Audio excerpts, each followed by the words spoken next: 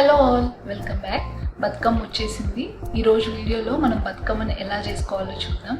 చాలామంది రకరకాల పువ్వులు వాడి బతుకమ్మని చాలా అందంగా పేరుస్తారు.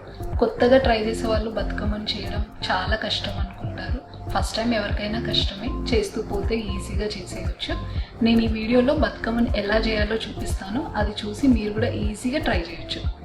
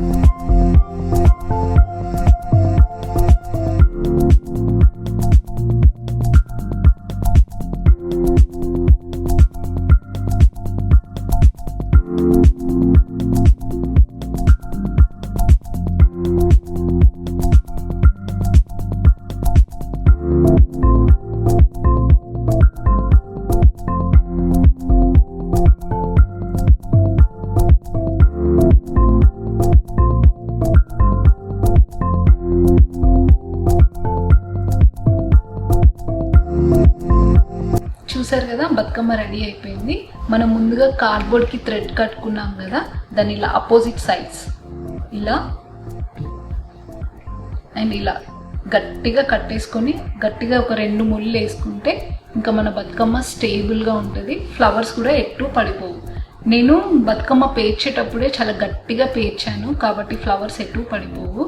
మనం బతుకమ్మను చేసుకోవడానికి ఏ రకమైన ఫ్లవర్స్ అయినా వాడచ్చు.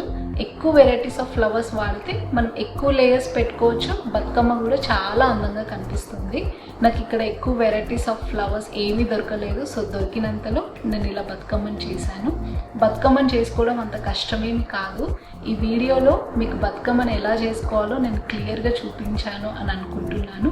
మీరు కూడా మీ ఫ్యామిలీ మెంబర్స్ అందరితో బతుకమ్మని చాలా హ్యాపీగా సెలబ్రేట్ చేసుకోండి.